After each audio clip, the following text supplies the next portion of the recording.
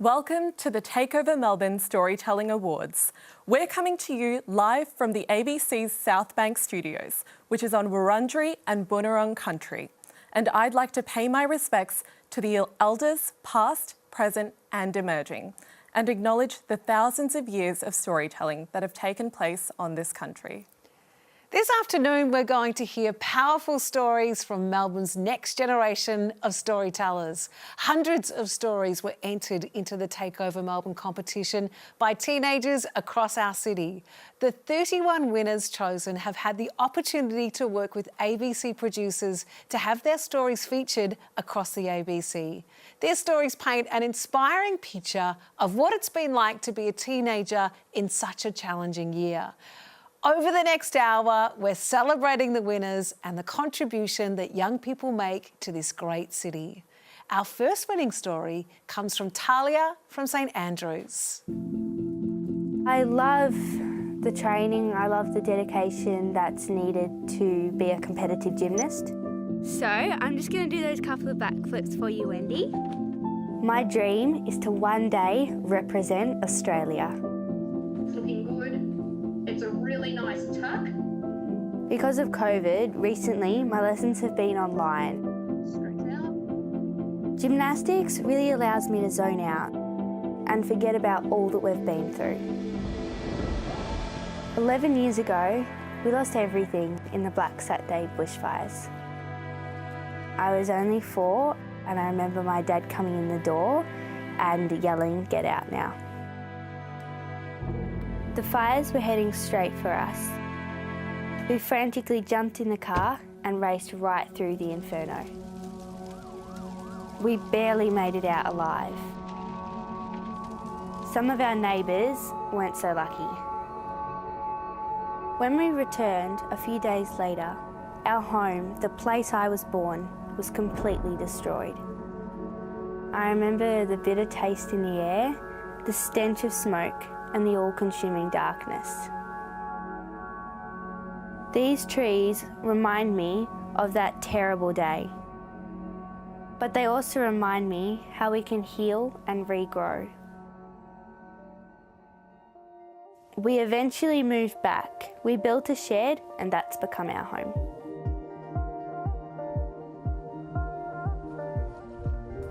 For many years, everything was about rebuilding, so we couldn't afford gymnastics lessons. But that only made me more determined and grateful when we could. Tonight will be the first time back in the gymnastics club after months of lockdown. Have fun. I'm so happy, so excited to meet my teammates, to meet my coaches and to learn more skills. Over a decade has passed since the fires. Rebuilding has been slow and tough, but ultimately each challenge has only made me stronger.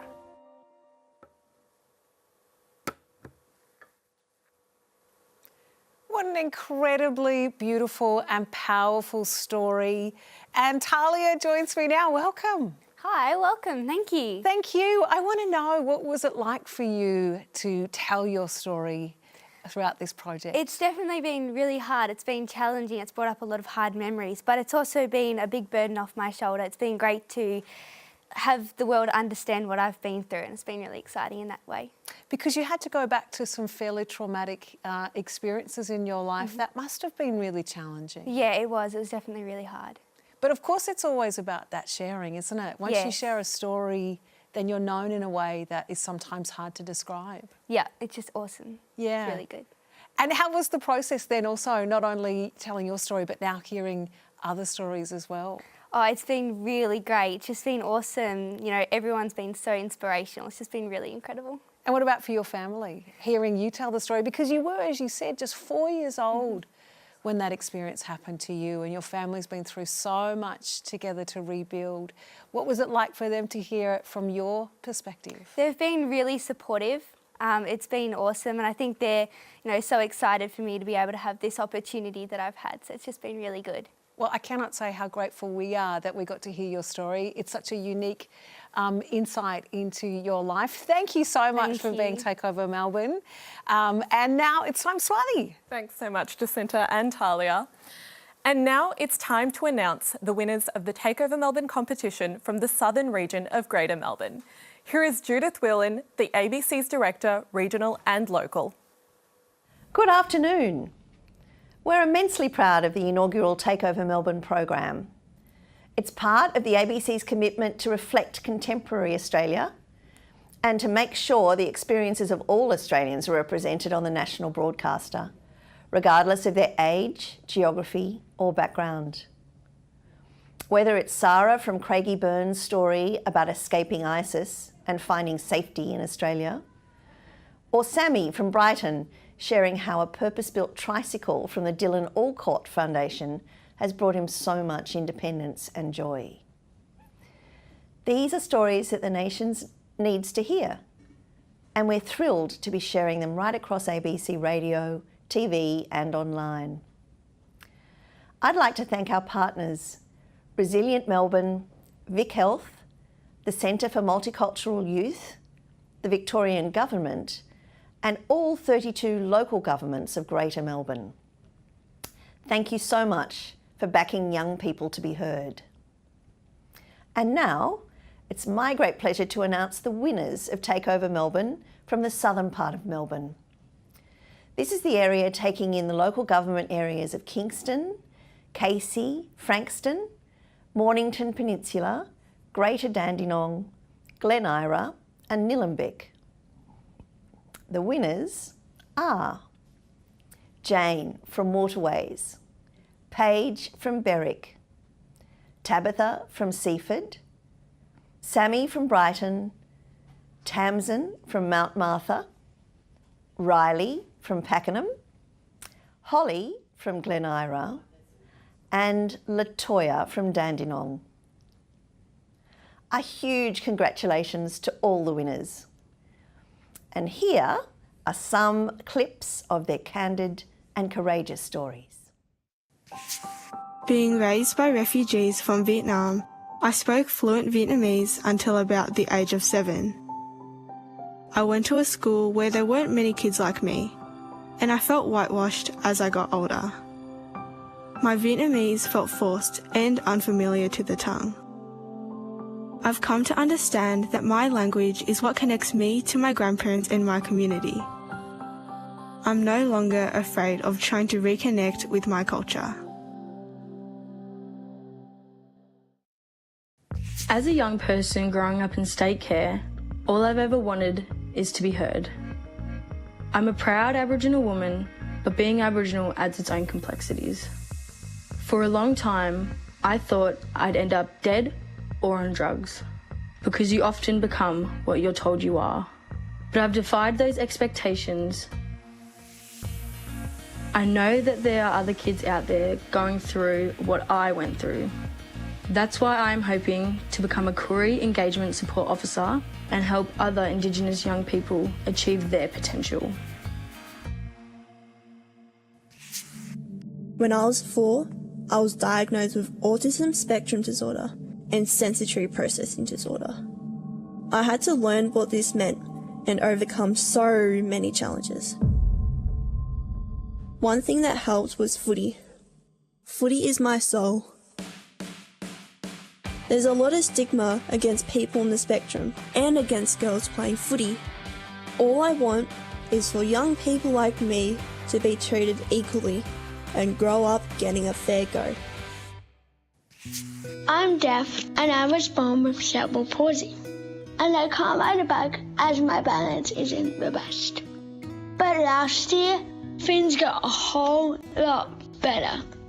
It all started with a knock on the door, and you'll never guess who was there. All-time Aussie tennis legend Dylan Alcott. Dylan had a present for me. A special tricycle. I can keep up with family bike rides, ride to school independently, and do tracks by myself. The Dylan Alcott Foundation gave me my independence and my confidence. Do you know where the clitoris is? Did you know virginity is a social construct? This is the information that should be covered in sexual education at schools. When I look around my friendship group and within society, so many people's experiences are just not represented in the curriculum. I believe that the Victorian Education Department must review and rewrite the high school sex ed program for it to be more equal, diverse, and age appropriate. As I lay awake, I would think, how did I end up here? I decided things had to change. With the help of my dad, I removed myself from a toxic environment and started to turn my life around. It took me a long time to trust people again, but once I could, I realized that I had people standing right beside me who would support me through anything. Rainy days mean our navy blue blazers smell like wet dogs, and rain droplets glisten against our armoury of badges. We can squeeze 6 people under umbrellas on the way to class, but today we can't huddle together anymore. Instead of the scrunchies adorning our hastily brushed hair, we compare the patterns on our cloth masks. The navy blue of my ribbon matches the police uniforms at the checkpoint we pass on the way home. I'm a proud Yota woman, and my story is just beginning. When I was 11, the chance came to me for a work placement with the Office of Victoria Police. At first, I didn't consider it because of Aboriginal people's history with the police. Me being me, I wanted to give it a go. The work placement opened my mind to all sorts of new experiences. I'm proud of what I've achieved. I want other young people to take opportunities that come their way and have a bright future. Congratulations to all the Takeover Melbourne winners from the southern suburbs of Melbourne. Now, if you're watching us on Facebook or YouTube, please use the comments to show your support. SWATHI. Great to hear so much support for our winners, most of whom who are watching from home tonight. Let's check in with them to see what they're up to. Hi, I'm Sidaf and I'm here with my family. Hey. I live in Tahlila and I'm really looking forward to seeing all of your stories. Hi guys, I'm Sam. Welcome to my home studio in KILSYTH. I'm a Takeover winner and I'm really excited to hear everyone's stories. Hi, I'm Sammy. I'm a Takeover Melbourne winner and I'm in my living room in BRIGHTON with my mum, my older sister Maddie, and my 2 younger sisters, Lucy and Hannah. We are super excited. Hi, everyone. Great to see all of our winners watching from home tonight. And it's now time to announce the Takeover Melbourne competition winners from the northern suburbs. To do that, it's my great pleasure to introduce the Honourable Ros Spence, the Victorian Minister for Youth. It's an honour to join you all today to celebrate the inaugural year of Takeover Melbourne. Initiatives such as Takeover Melbourne create a powerful platform to elevate the voices of young people from across our city. There has never been a more important time to connect with each other virtually and to share the diverse stories that are the fabric of our community. 2020 has been a really hard year for young people. Every aspect of your lives has changed in ways that no other generation before you have experienced. That's why the Victorian Government is proud to be a principal partner in bringing Takeover Melbourne to life, to ensure that young people's stories are told in the media. Congratulations to the ABC for your vision and to all the young people who participated. Your creativity, skill and commitment is to be applauded. Before I announce the winners, I want to let you know that there are other ways that you can share your stories and experiences. The Victorian Government is working on a new youth strategy. The youth strategy aims to make this state the best place for young people to live, study, work and thrive. We need your ideas to make the strategy a success. To find out easy ways to share your ideas and have your say, please visit the Youth Central page on Facebook or Instagram. Now, without further ado, it's my great pleasure to announce the winners of Takeover Melbourne from the north of Melbourne, which is where I come from. This includes winners from the local government areas of Whittlesea, Hume, Banyule, Nillumbik, Mitchell Shire, Moreland, Yarra and Darebin. They tell powerful and important stories about resilience in the face of challenges, including living with Tourette syndrome and escaping persecution and coming to Australia. The winners are FERGAL from WATTLE GLEN, Mohammed from Atwood, MATILDA from Kinglake West, Nua from Laylaw, CASPER from Clifton Hill, Sam from KILSYTH, SARA from CRAIGIEBURN, and PHOEBE from FITZROY North. Congratulations to all the winners. I'd known for a couple of years that I had Tourette syndrome. That year, I went to my first Tourette's camp. I felt completely at ease. My Tourette's friends are the funniest, kookiest people I've ever met. Some of us name our Tourette's. Mine's called Johnny. I used to want to be normal and fit in. Now, I've surrounded myself with people who make me feel fantastic about who I am. I'm not scared of my Tourette's anymore. Without Johnny, I wouldn't be me. As a little kid in my country, I feared the dark. But as I got older, I became more frightened of the daytime, where real monsters roamed the streets, carrying guns, badges, and the power to do as they wish. We had to migrate because of our religion. In Australia, I have the right to express my opinion and practice any religion without the threat of being slaughtered. Now, I know I am safe. I was playing in the backyard on a sunny winter's day when a particular odd-shaped rock caught my eye. It was shaped exactly like the number 1. The rock was grey and smooth with a sharp edge. I'm so grateful for that one special rock I found when I was 3, for this rock has paved the way to my future career. When I grow up, I want to be a geologist. No matter what anyone says, I wouldn't change this passion for the world. Everyone has their purpose in life. And as I stare out my classroom window, I ask, what is mine? Looking through my memory box, I find a bag filled with letters.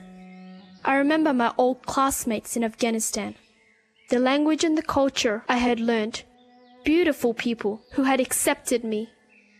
I'm now left yearning to return and give back to my people. Some of us aren't comfortable with our sex assigned at birth, so we transition. That's our choice and that's okay. It took me a year and a half of exhausting appointments and bad news to finally get my first prescription of testosterone. I hope to see and support other trans and gender diverse people in getting to a place where they can feel comfortable and they can be themselves. Everyone should feel at home in their bodies. As a music producer, I witnessed and experienced how music can be like therapy. It helps people get things off their chest, express themselves and give the pain they were holding a release. I've currently got 6 artists signed to me, and the name that I once used to graffiti on trains and buildings, Rise, is now the name of my production company. It's my pride, my identity, and it's a place where I can use my love for music to do something meaningful. We heard bombs and loud weapons nearby. ISIL were killing Christians for no reason. My parents eventually decided we should leave our hometown for a safer life. In 2017, a church working with the Australian government helped us to come to Australia as refugees. I was thrilled to start a new life. I'm so glad we are here and safe, living a happy life in Australia. My whole life, I've lived next to the Mary Creek. My parents and neighbours talk of a time when this creek was nothing but a desolate dump. About 40 years ago, a man named Andreas started planting gum trees along the back fences. And as I witness a planet struggling with pollution and climate change, I can't help but be inspired by people like Andreas. I like to stare up at Andreas's gum trees. They stand 30 metres tall. That's his legacy. I hope one day we can all be proud of ours. What great stories from all over the Takeover Melbourne winners from the northern suburbs. And I'm joined by one of them now. Welcome, Mohammed. Thank you so much. It feels so good. It does. It feels so good. It's so good to see that range of stories. I want to ask you, what drew you to this? Why did you want to tell your story? I wanted to open up my community's eyes to refugees and asylum seekers as normal people, as people just like them that are trying to seek a bright future, an equal future, which in my eyes wasn't being met. And I just hope that with my story being heard by my community, that hopefully some awareness would be created and hopefully equality would be met. Should we do it? Definitely. Let's watch it right now. I'm in year 12 and today is the last day of my exams. Can't wait to get all of this weight off my shoulders. I'm up early, as usual, 5 a.m. studying as hard as I can. Education means so much to me. Due to the COVID lockdowns, my school has been right here, in my bedroom. Time to go. Okay. But I've been so focused that everything outside seems like a world away. Good luck with this your Thank you. last test. Thank you very much. My brave son. See you later, Dad. See you later. 7 years ago, we left our country to seek safety. We heard that in Australia, everyone is accepted equally. It sounded like a utopia. The journey wasn't easy.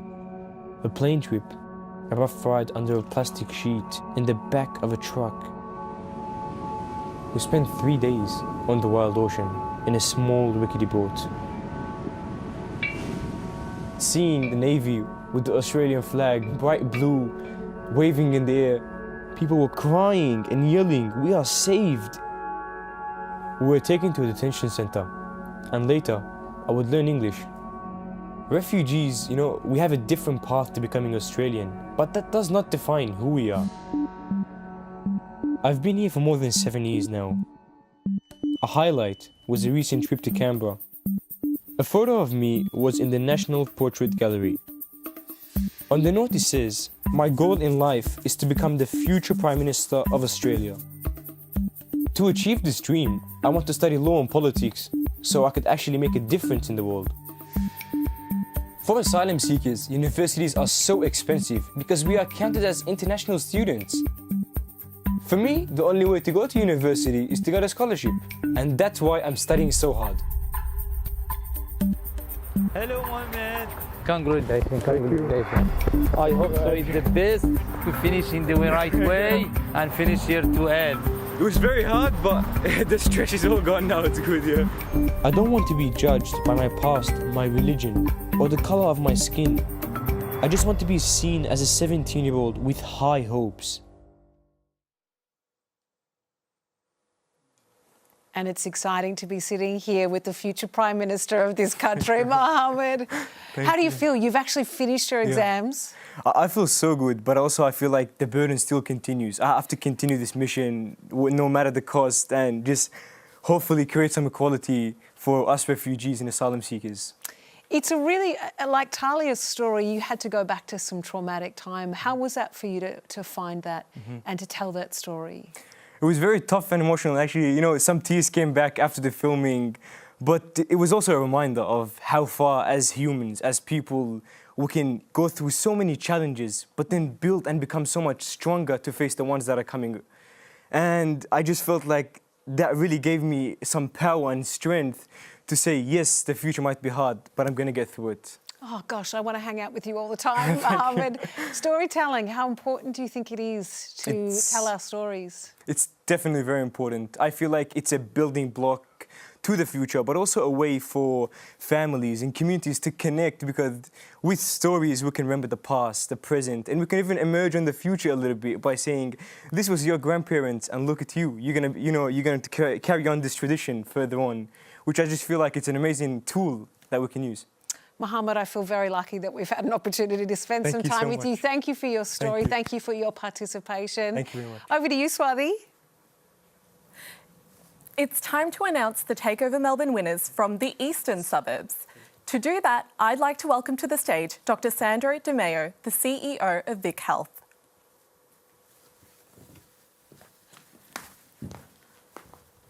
Thanks very much, SWATHI. I'd like to just start also by acknowledging the traditional custodians of the land that we're on today, the Wurundjeri people and the Bunurong people of the Kulin Nation and their elders past, present and emerging, and also pay my respects and acknowledge any First Nations and First Nations leaders and young leaders tuning in around our great state and indeed maybe beyond. I'd also like to acknowledge Minister Spence and the other leaders, and particularly the 32 champions and doers of all but mostly young ages here today. I'd also like to acknowledge Mohammed and the incredible leadership and story that he just told us, and Mohammed, you've got my vote. I'm most excited today to congratulate the Takeover winners on speaking up, sharing their stories and positivity, and really influencing their peers in our state and indeed Jacinta and myself clearly as well. At VicHealth, we know and have experienced firsthand the great power of young people's stories, ideas and experience, and of course leadership.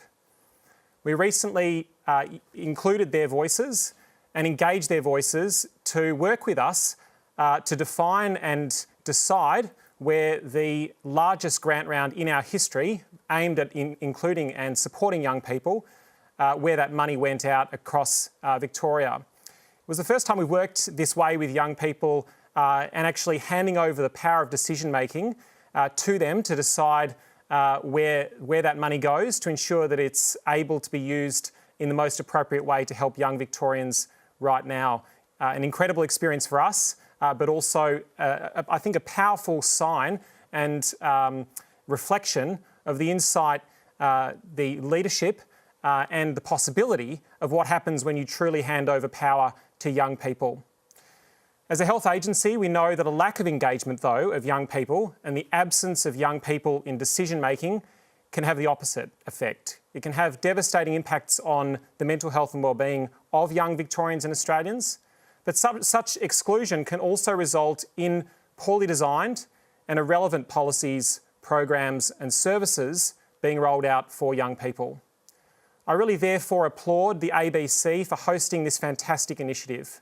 Media is a powerful mechanism and platform, and what better way to use that power than to empower others. The organisational partners that Takeover has attracted provide a great example of how best to amplify young people's voices. VicHealth is a statewide agency that both listens to young people and also commits, through partnerships like this very one, to strengthen the voices of young people wherever we can. Now I'm excited to announce the winners of Takeover Melbourne's competition from the eastern wedge of Melbourne. This includes winners from the local government areas of Monash, Yarra Ranges, Boroondara, Maroondah, Stonington, where I grew up, Whitehorse, Manningham and Knox. And the winners are Yvonne from Mount Waverley, Caitlin from The Patch, Blake from Knoxfield, Tahlia from St Andrews, what an incredible story, Tiana from Box Hill, Charlie from Pran, Natalie from Croydon Hills, and Jemima from Hawthorn. Well done, everyone. We're privileged to stand alongside leaders like yourselves and hear a couple of snippets of their stories. As a little kid, my Nana was my best friend. When I look in the mirror, I can see my Nana in myself. We have the same eyes and the same sense of humour, and we share a love of Taiwanese food, customs and culture. I want to be like her when I get older. I want to continue to show future generations the love my Nana has shown me. Sport has always been a big aspect of my life, but I live with severe anxiety, which stopped me from the thing I was most excited about, playing footy. I knew I had to overcome this fear. I don't know how I did it, but I still ran onto that field and played. We won the grand final match, and it was awesome to celebrate. Each time we accept the challenge of doing something new or hard, we get stronger. And that was the biggest victory for me. Can transgender people go to heaven? Or could I go to hell for not accepting the body that I was given? I came out to my family, and while some people accepted me, it wasn't so easy for others. But I eventually came out the other side. I still have the rest of my life to be a man. And that's as much heaven as I could ever want. I was only 4 when life turned upside down. The Black Saturday fires ripped through our town. We barely made it out alive. Others weren't so lucky. We lost everything. All we could do was rebuild, and so we did. We built a shed, and that became our home. After 11 challenging years, the community has rebuilt itself, but the black trees are a constant reminder of Black Saturday. You know, when you have that dream about falling, and you wake up just before you hit the ground. Well, for me, it wasn't a dream. I hit the ground for real. I was doing a practice fall, looking down to my belayer. We both gave a thumbs up. We were ready. So, I let go. But this time, I wasn't stopping.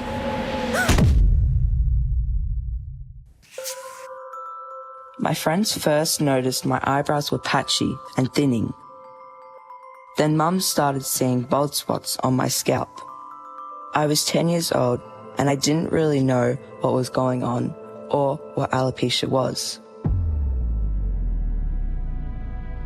It's a challenging and emotional journey, but it's brought such amazing, caring, out-of-this-world people into my life. I have alopecia, but it doesn't have me. I felt exhilarated and grateful to experience the beauty of the Great Barrier Reef. But it also made me angry. It hurts me to think future generations may never have the chance to see what I've seen. I've always cared about the environment, but this urged me to do more. No one is too small to make a difference. We can save the Great Barrier Reef from extinction. My name is Jemima, I'm 15 and I'm a public speaker with a stutter. When I was 5, my parents started me in speech therapy. I'm fortunate enough that my speech impairment has become more manageable over the course of my life. But that's not to say that I just grew out of it. I learned to live with this condition, with lots of therapy and practice. And I'm proud to be where I am today.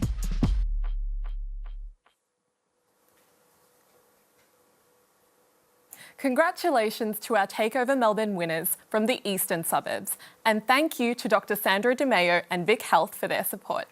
And we're getting lots of comments on Facebook and the YouTube streams, and it was lovely to have Mohammed just in here, who's getting some lovely comments from socials, especially from Gail, who says, great to see young people with such high hopes and goals. You will succeed at whatever you choose in life. And Tony says, great work, everyone. Once again, young people show us the importance of their voice and the stories they share. Now it's time to say hi again to our winners watching from home. Hi, I'm Matilda and I'm tuning in from my home in Kinglake West. I've got my family here with me. Hi! And my rocks. And I can't wait to check out everyone's stories. I'm so excited. Yay! Hey guys, I'm SA. I'm in my living room in North Melbourne And I'm really excited to be a Takeover winner and to share my story with you all.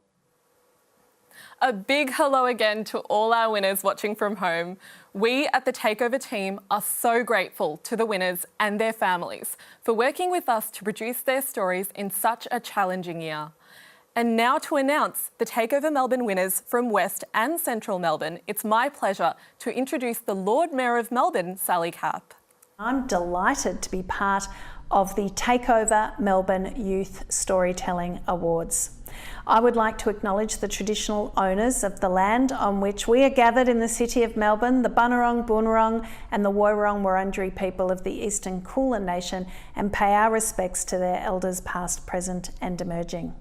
We know that Melbourne is based on a place that has been important to the Aboriginal people for more than 60,000 years. And as our city becomes more modern, becomes more diverse, becomes more global, it's really important that we make it central to our planning for the future, that we're based on that amazing heritage and culture. By sharing stories, we create the legends and role models that generations that follow can aspire to and be motivated by. The saying goes, you can't be what you can't see. I'm incredibly optimistic about our next generation of young Melburnians. The young men and women whose stories we are hearing today are tremendous role models for our community, and we feel safe with you as the leaders that will take us forward. Through your efforts and involvement, you are also providing reassurance that our future is inclusive and caring and in capable hands. I want to thank the partners who have been involved in this program with us and supported Takeover Melbourne so brilliantly: the Australian Broadcasting Corporation, Resilient Melbourne, VicHealth, the Centre for Multicultural Youth and the Victorian Government. The City of Melbourne has been a proud founding partner of Takeover Melbourne, and I'm delighted to be able to speak today, particularly on behalf of the 31 councils across Greater Melbourne who support this program. It is now my great pleasure to announce the winners from the inaugural Takeover Melbourne storytelling competition from Central and Western Melbourne. And the winners are Zoe from Melton, Jumes from Truganina, Sadaf from Delahaye, Miller from Elwood, Alexander from Werribee, Anjali from Essendon, and last but by no means least, SA from North Melbourne. Congratulations to you all. We are delighted to be able to recognise your incredible efforts, but importantly, your powerful stories and your natural talents. Again, congratulations. Thank you for sharing your stories. I hope that it's been a rewarding experience for all of you, and we know that it has been a worthwhile experience for all of us. Bye for now. We needed to love ourselves and be proud of our heritage, not hide parts of our identity in order to meet racist expectations. I started speaking up on racism and on cultural matters. I got involved with Afro Fever, a group that empowers young people through art and dance. From there, I built my poetry and speech confidence and set out on a journey to share my story. I hope to see a world built on understanding and acceptance. We arrived in Australia as refugees with not one word of English. We came to Australia to find peace, but when I started high school, I found pain. I was bullied daily. Although I wouldn't wish this experience on anyone, I have learned a lot. I have since written a few songs about my experience. I hope one day I can share these with the world so others can find strength through my songs. Up until recently, I thought being a man meant repressing your emotions, and so I would close off. I'd feel so anxious around people and struggle to be around my friends because I felt I wasn't good enough. But two things helped me turn my life around. Getting involved with the Reach Foundation and playing baseball have helped me believe I can overcome the challenges ahead of me. When I was 12, I was struggling with serious mental health problems. I also persuaded my parents to let me join an LGBT group. It was the first time I'd ever felt genuinely seen and heard. I found my voice and realised I wasn't alone. I want to be a positive role model for kids, like my 12-year-old self, who didn't think they'd ever make it to 18. But I'll not only make it to 18, I'll be thriving. I try to imagine what life will be like post-COVID-19. I've learnt a lot during these past few months in lockdown, especially how important connection is to my friends, my family, and my community. We are taking it hard here in Victoria, but I've never felt a stronger bond with my city and the people around me. People don't realise that Tourette's is debilitating. Tourette's can appear funny and can have its own personality, using my body to say and do ridiculous things, but for me it's relentless. There's no real cure for Tourette's. I found that personally, the best treatment is acceptance, not fearing judgment, and being comfortable in who I am. My mum moved to Australia from Ethiopia. I now live in the North Melbourne housing estate, and I'm a musician. I'm the first in my family to play instruments, and music has become a new journey for us all. Being the first can be lonely, because when I look at Australian musicians, they don't represent people like me. I hope to one day be successful and pave the way for kids like me who love music in Australia. Wow, congratulations to the Takeover Melbourne winners. And I'm joined by one of them right now, Jimess from Truganina. Good afternoon. Hi, how are you? How does it feel to be a winner?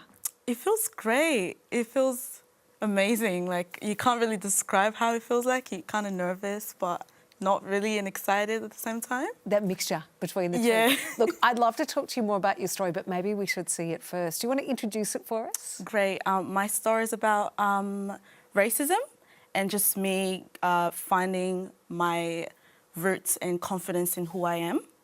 So yeah, that's my story. Let's do it. When I was 12, I came from Congo to Australia, ready to embrace its widely celebrated multiculturalism. But I didn't feel embraced back. I was confronted by the media calling young African people thugs and criminals. I was teased at school because of the way I looked. I internalized this racism and believed I wasn't good enough. Then one day I saw my own shame reflected back to me. A little girl in the local youth group was upset about her natural curly hair. I told her it looked beautiful, and she said she'll never go to school like that, she'll get teased and bullied. I realized enough was enough. At school, I started a group called Afro Fever that empowered young people through art and dance and helped us showcase our roots to other people. Doing all that set me out on a journey to share my story. Last year, I gave a speech to an audience of 200 people. Everybody has Afro Fever in them. You are Afro Fever, we are all Afro Fever. My good friend Georgette took my words and turned it into a dance. It was an amazing night.